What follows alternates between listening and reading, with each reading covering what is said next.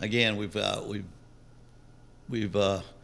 finished celebrating our victory over Lafayette, and again, pleased, very pleased with our team for the way they fought back and won that football game. And looks like we got out of there without too much injury situation.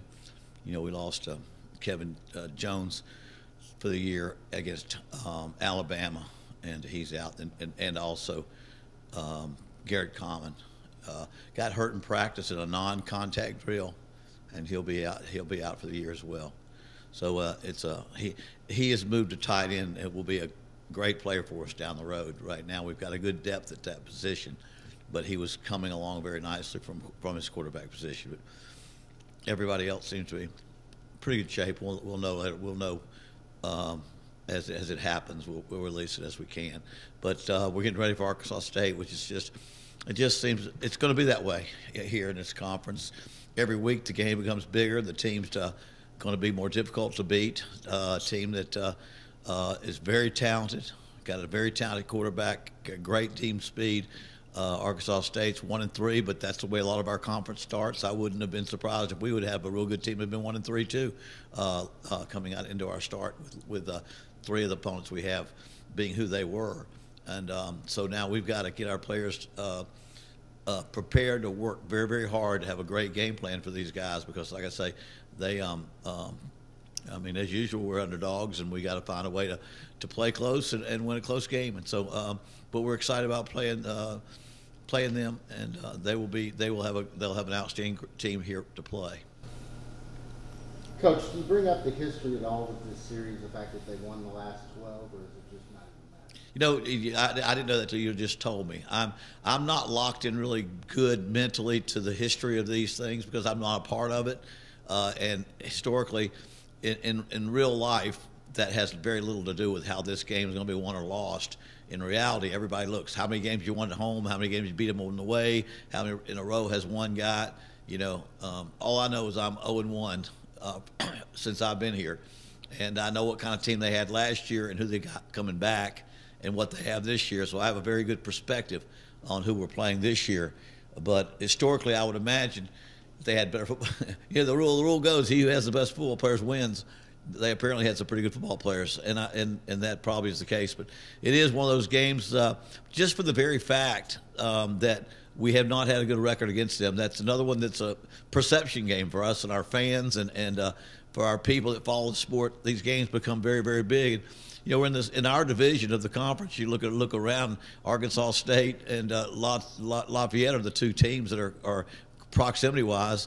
You'd have to now. You could add. We've added probably South Alabama and Troy and Southern Miss now to come up soon. Will be in that area. Texas State's a little bit further away, but that's our division. So not just our division, but Arkansas State's kind of in that radius, that area that we identify with. That we recruit the same areas.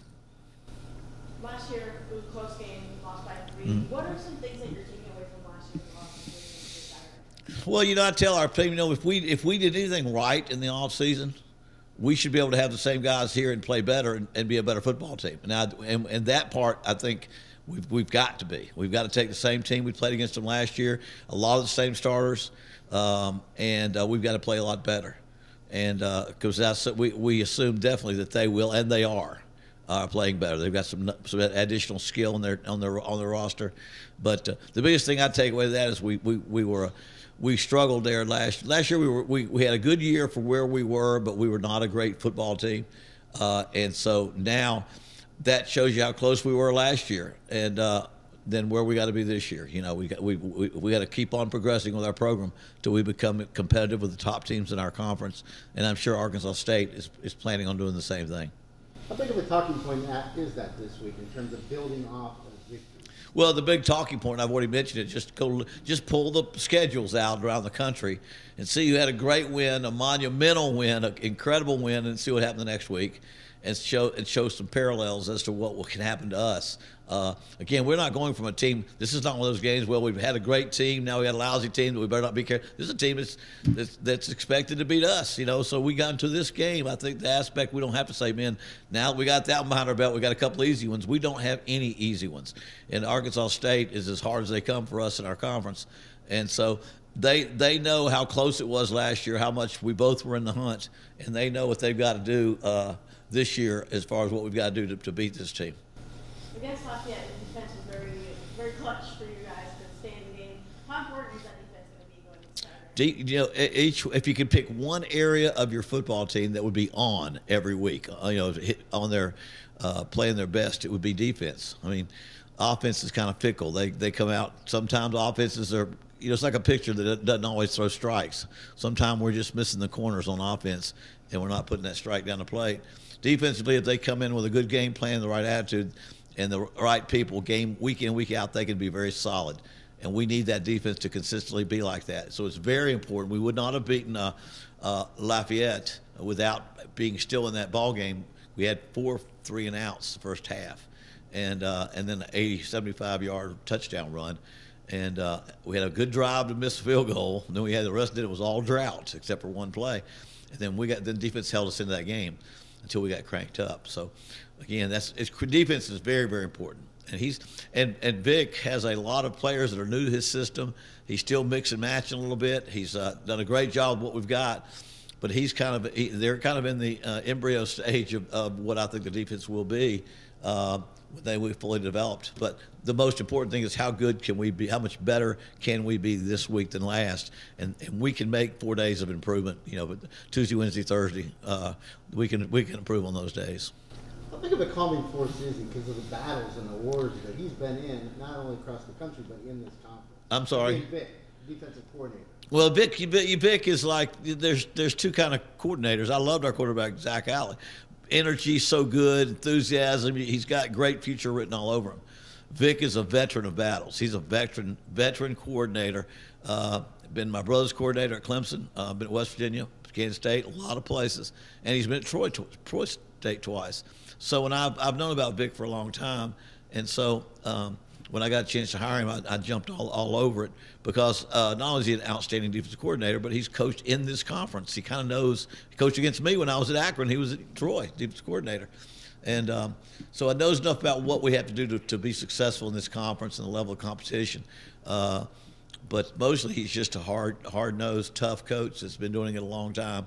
And, the one thing that you can't get out of youth, but you can get with age, is maturity and history. I mean, every time there's a 3rd and 2 on the right hash, 20-yard line going in, he's faced that a million times, and you kind of know the tendencies of what people do, the nuances of the game. He has a great history of having made calls over and over again, and if you can weed out the ones that didn't work so good and just remember the ones that did, you eliminate some of the mistakes you make as a coach by being in the business a long time. And I think that's what I see with Vic. He eliminates a lot of mistakes that he and I, about the same age, we made in our earlier years, that we don't have to make them again. 2 quarterbacks, I guess they use. Is that a problem for y'all? Yeah, well, they both are very good. I mean, Black. He can throw the football. He can spin it. He can throw it. Got a great deep ball. They hit big plays. They're going to go after big plays. The second quarterback's a little better runner, more physical runner. They like the zone read with him a little bit more, where he's going to be in, but he's going to be the one who runs between tackles. But they're both very good quarterbacks, and they seem to have a good system when they move from one to the other. Not based on injury, just based on what they're feeling for the game, because they've used them intermittently throughout the first few games, as one as opposed to the other. So sometimes you do it because you made promises to coaches, quarterbacks, you got to keep them. Sometimes you just want to make your backup is still fresh, and then other times you got 2 guys that are very, very talented. You want to try to utilize them both. So that looks like they're both very talented. They're a little different in their skill set, but they both can hurt you in a lot of ways. Coach, after a massive victory like that, how long does it take for you to unwind? Oh, I don't sleep good that night just out of adrenaline. But once I do fall asleep, I sleep pretty good. I get just as excited about big wins as I used to, whether it's answering all the texts that I get this week as opposed to the none I got the week before. And I say when I say none, that's out of courtesy because they don't know I don't want to hear anything. But reading newspaper, watching highlights, all those things you do when you have a victory, you enjoy that, and you don't get sleepy too early. So even though we got through with the game around 11:30, it's 1 or 2 o'clock before I could get unwound from the adrenaline flowing. But that's okay. You know, if that happens to me every week, I'd love it. Coach, something that shouldn't be lost in that win on Saturday night is the improvement of the running game. You've got to be pleased with the progress the O-line has made over the last 4 weeks. Yeah, I mean, the running game is big for us. Not only is it outstanding, and you have to have it, but our coaches believe in the running game.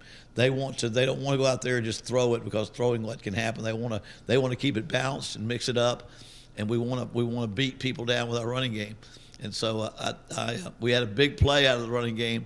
What I want to see a little more positive plays. We have some 2 and 3 yard gains, but we're very committed to the running game, and we have good weapons. You know, we have Andrew Henry, and Malik Jackson as the first 2 guys. I'd say Phillips behind them, but they both have great speed and they're elusive. And then Chandler can run the ball too.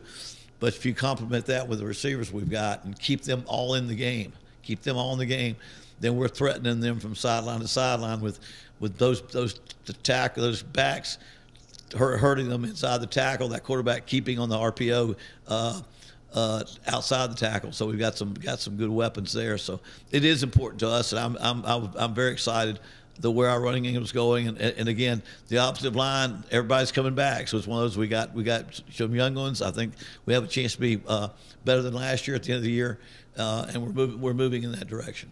Coach, even though you beat the champs, you're still perceived as an underdog this week. Is that surprising? And second of all, is that a role that you guys can embrace? Well, we have to embrace it, because it's a role that we don't have any control over that.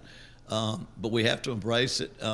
Our main thing is go out there. When it's less than whatever a line means, if it's 14 or under, I feel like it's pretty much a toss-up to me after having what we've been through. And so, we know they are favored, and we know we got to play our best. But I have not taken one team the last of our conference. I've kind of put, Nichols over here, Texas, Alabama over there. All of us are in between, more toward the middle. Some of them a little above us, some a little below us, but we don't even know really which ones are. And I don't think anybody does that runs those lines. I don't know which one's better. I don't think. And all I know is we're all in that pool. We're all in that different. ODU barely beat Arkansas State. So it looked like to me we're all kind of in that boat. So we can always motivate our players because we know the other team. If we don't play our best football, we don't win this game. And but we can say the same for them. I'm not going to say for anybody, at least this week again, I'm not going to say, we can win if they don't do this or if they don't do that. We can win if we do this, and if we do that, and that's a lot better situation to be in.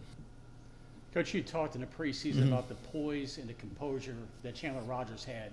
That's really what he displayed on Saturday, because after 3 quarters, there wasn't a lot to show outside of the one home run play with Andrew Henry down 17-7, but he was steady that entire time, and I thought showed a lot of composure down the stretch.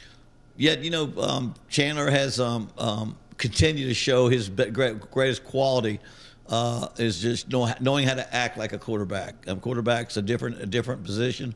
It takes leadership. It takes demeanor. It takes calm, football IQ. All those things that suggest to his teammates that are out there with him that he's got things under control, that he'll get his job done. Just relax. We got this thing going. He handles that very well, even though he wasn't personally having the numbers he likes to have the first half against ULL, and he had a pick, but very calm. That was one of the things I was most impressed about him, because he ended up throwing over 50%. And the big thing I was most impressed Saturday is that every time he came off that field, it was as if, Coach, I'm okay. I've got this one. I've got this. I think that's the report you want to see your quarterback, one that forgets past mistakes, focuses on the plays ahead, and goes out and plays with that type of mentality.